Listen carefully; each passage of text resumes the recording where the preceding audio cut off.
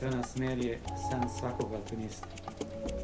Mikijev stup smo pažljivo posmatrali nekoliko puta pre nego što smo se odlučili da ga ispenjemo. I pored svih posmatranja i proučavanja, nismo uspjeli da se kompletno pripremimo jer je to u stvari nemoguće. I kada pomislite i budete uvereni da ste skoro sve predvidjeli, uvijek se pokaže nešto da niste dorasli tome jer je to, kao što rekao, nemoguće.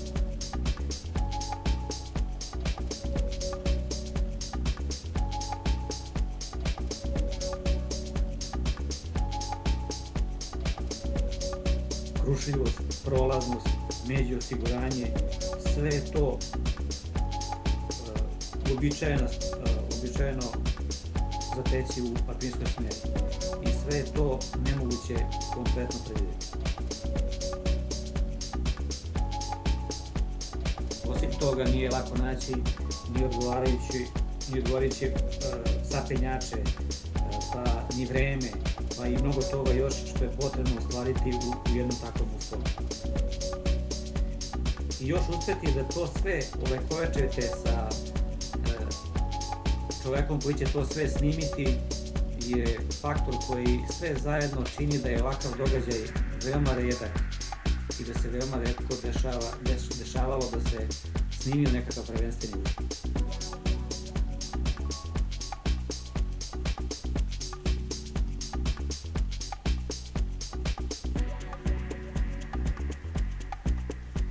Prilikom proučavanja imali smo 3 varijante u glavnom rebru Mikijevog stupa.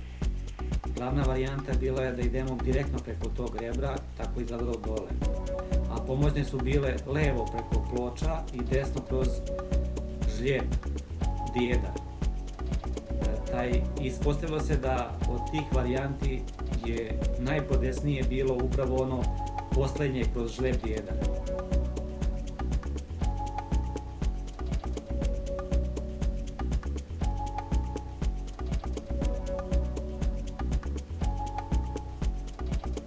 Nije lako zakoračiti u potpuno nepoznato okruženje i izaći iz prividne sigurnosti. Zato uvek koristimo kvalitetna međuosiguranja.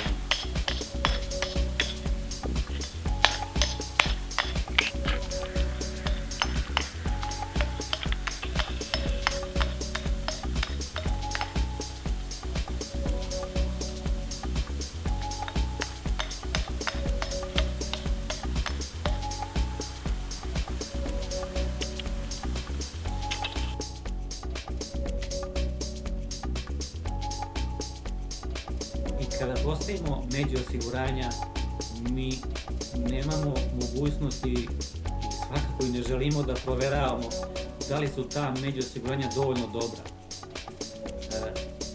Jedino što možemo proveriti to je proveriti pre nego što se otisnemo od njih. I zato svako međuosiguranje nekoliko puta pažljivo proučavamo, odmeravamo i proveravamo da li će biti dovoljno dobro u slučaju da nam zatreba.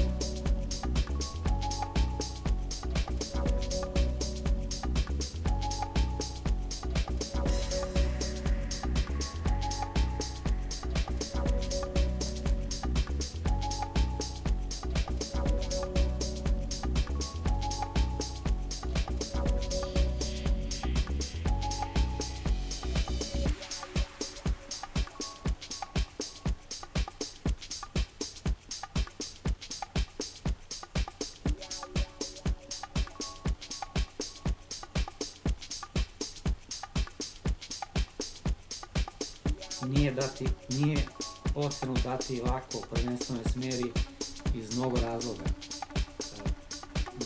I uopšte, ocena alpinističke smjeri je mnogo komplikovanija i kompleksnija od ocene sportsko-penjačke smjeri.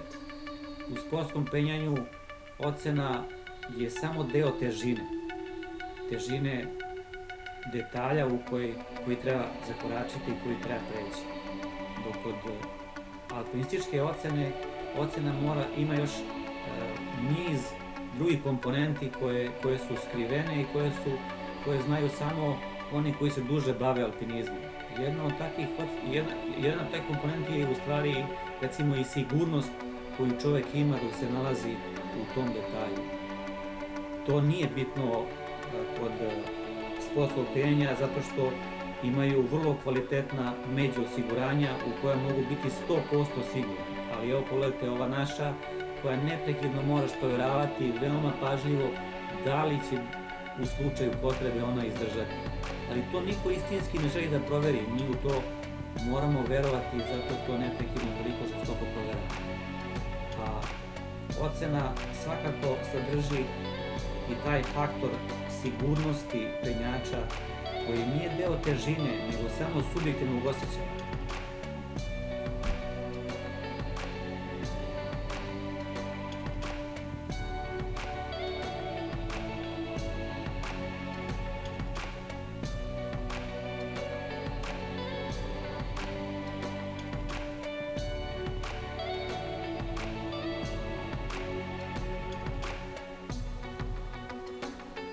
Dijedar je bio pun skrivenih iznenađenja i neprekidno ih je iznosio kako smo ga sve dalje i dalje savladavali.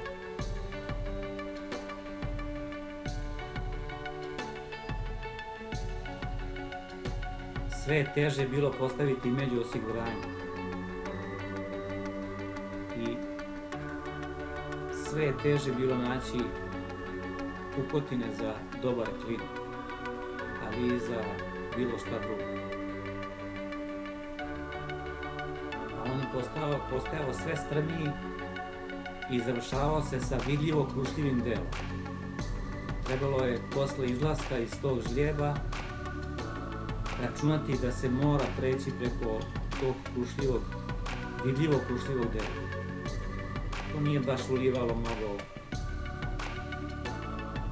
sigurnosti, a i delovalo je prilično odbojno sve do trenutka dok na njega nismo izakoračili. A onda se ispostavilo da postoji prolaz.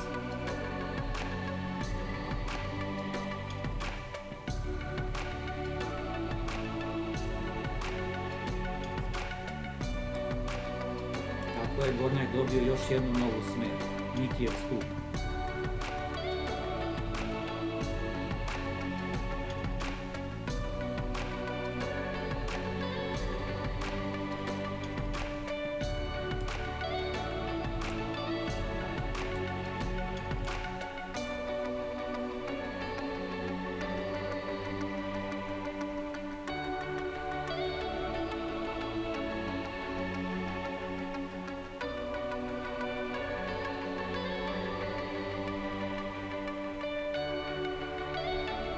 Pre ulaska u posljednji detalj postavit će se i posljednje među osiguranje. Posle toga više neće biti prilike za isto.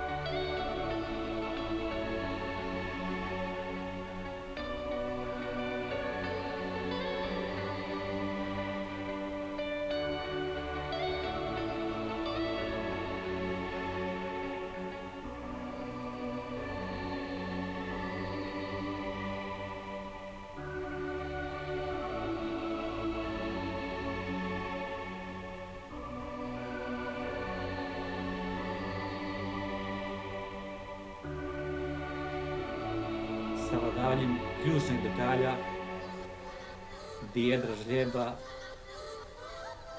je bilo odlučujuće i davalo je sigurnost da ćemo smjer završiti.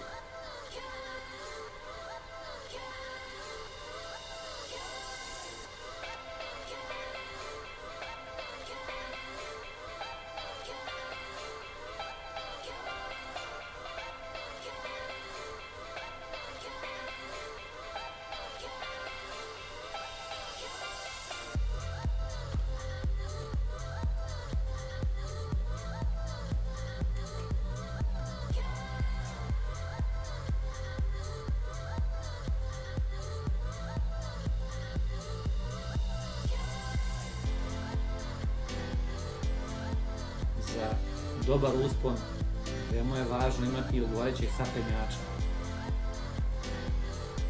nije izvesno da sve ono što može prvi penjač da pređe, da i drugi može da ponovi. Drugom penjaču ostaje velika odgovornost da iskine svu opremu koja nije baš jeftina, bar onu koju može da iskine. Klinove smo ostavili jer ih je veoma teško postaviti, a oni koji su postavljeni su na ključnim mestima i veoma su dobri. Šteta ih je vaditi i ponovo tamo postavljati jer se time pukotine uništavaju.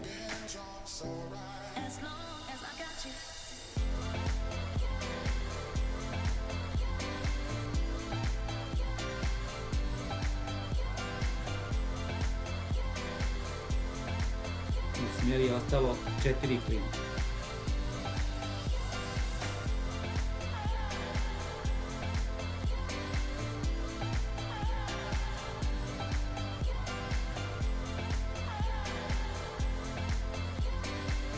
Drugom penjaču ponekad može biti i teže od prvog penjača,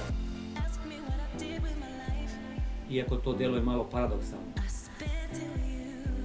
a razloga ima više.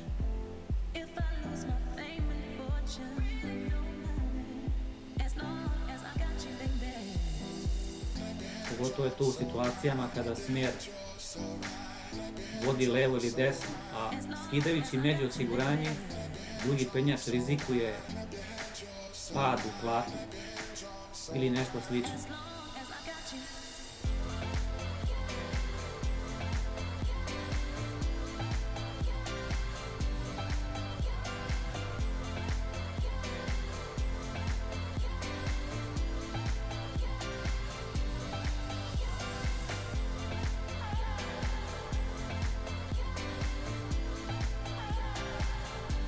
Kada se želi istaći koliko je teško zakovati klin ili šta znači biti siguran u smjeri, ovaj detalj treba dati pažnju. Svako ko bude ponavljao u smjer, neka na ovom mjestu malo zastane i neka tu gdje Miki sada menja, skopčava prvo uže i postavlja drugo uže, neka samo pomisli kako li je ovdje na ovom mjestu zakovati ovaj klin u koji sam se sada ukačio. O tome ne razmišljaju sportski penjači jer su njihovi među osiguranja svuda već postavljeni.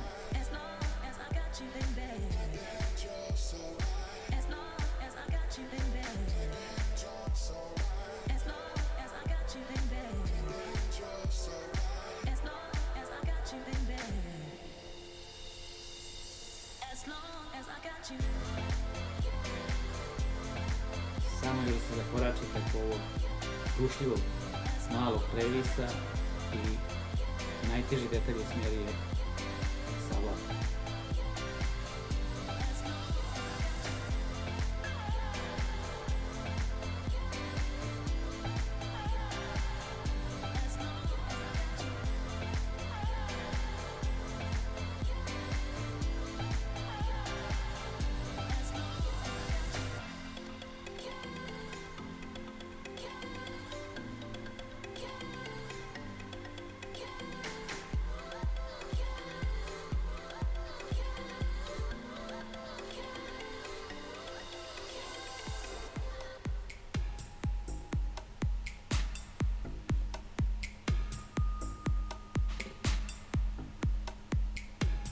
Penjanje u trojici ima svojih i prednosti i mana.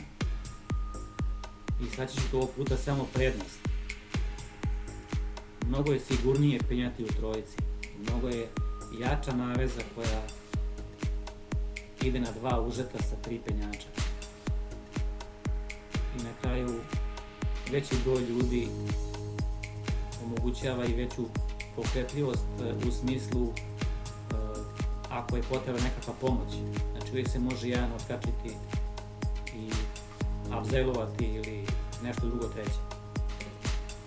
A također i drugi penjač onda ima upravo dodatak one sigurnosti koja se onda prenosi na trećeg penjača, jer on kad otkači osiguranja u prečkama, onda mu platno brane i onaj penjač iza njega kao i on ispred njega. Tada je u stvari sva težina na trećem penjaču.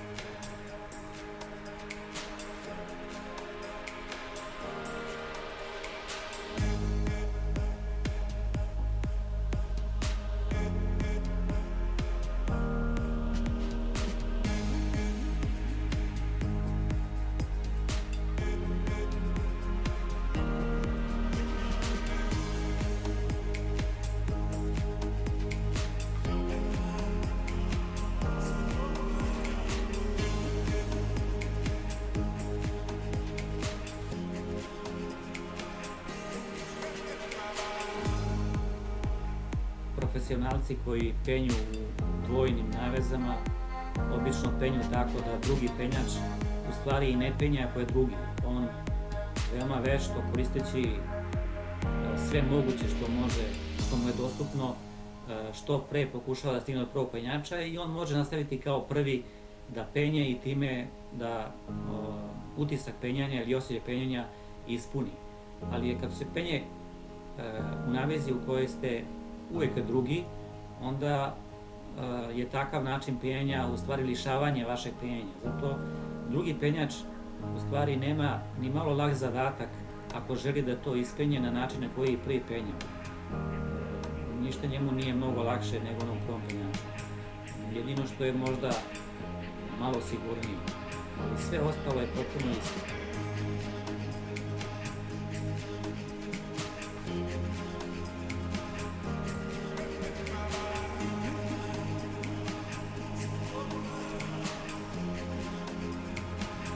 Posle ovog sidišta čekao nas je još mali žlijev kamin do izlaska iz težine. On deluje kao položen, ali kad uđete u njega vidite u stvari da ste u čistoj vertikali. Posle toga smer se polaže i izlazi na vrh grebena kojim se može ići još do kraja. U tom delu je dužina 100 metara.